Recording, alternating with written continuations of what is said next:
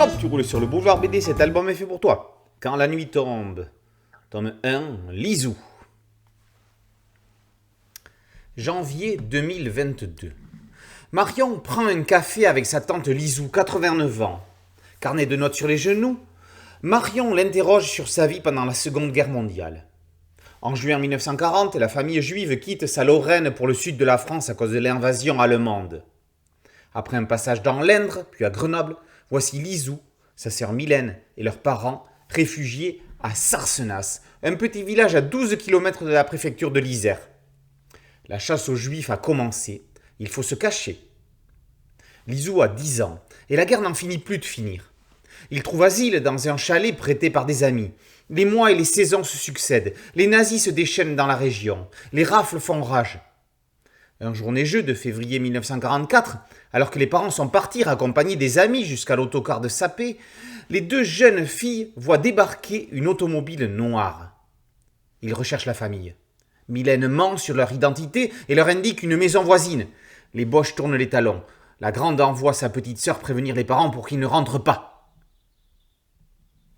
Mylène sera arrêtée par les nazis. Lisou et ses parents erreront de cachettes en cachettes pour leur échapper.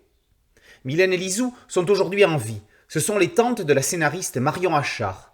Elle les a longuement interrogées en 2021. À 88 et 98 ans, elles ont apporté leur témoignage sur cette période barbare d'un siècle faussement civilisé. Elles ont montré à leurs nièces les fausses cartes d'identité, les différents courriers conservés, échangés entre eux, ou ceux de dénonciation et de la Gestapo. Marion Achard en a tiré le scénario de ce diptyque inspiré de leur vie, de leur destin brisé. La fillette et l'adolescente seront séparées par la tragédie. Cet épisode suit les pas de Lisou. Le second nous emmènera sur les traces de Mylène et nous fera vivre sa déportation. On sait déjà qu'elles se retrouveront. Ça va légèrement aider à supporter le drame. La volonté de Marion, dès le départ, est de s'adresser aux adolescents, parce que l'avenir du monde est dans leurs mains. Il faut se souvenir pour ne pas reproduire les erreurs du passé. C'est tellement bateau cette phrase, mais c'est tellement vrai, tellement important. Dans un trait tout public arrondi à la manière d'un Benoît Herse, Tony Galmès dessine l'ensemble avec l'innocence de Lisou toujours en ligne de mire.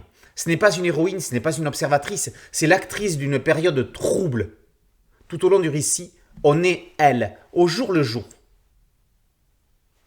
Arrangé aux côtés des enfants de la Résistance, Quand la nuit tombe, quel titre efficace, démontre encore une fois d'une part aux témoins de l'époque que raconter leur histoire est la clé pour que la nuit ne retombe plus, et d'autre part aux lecteurs d'aujourd'hui qu'il est des temps sombres qui ne doivent pas revenir.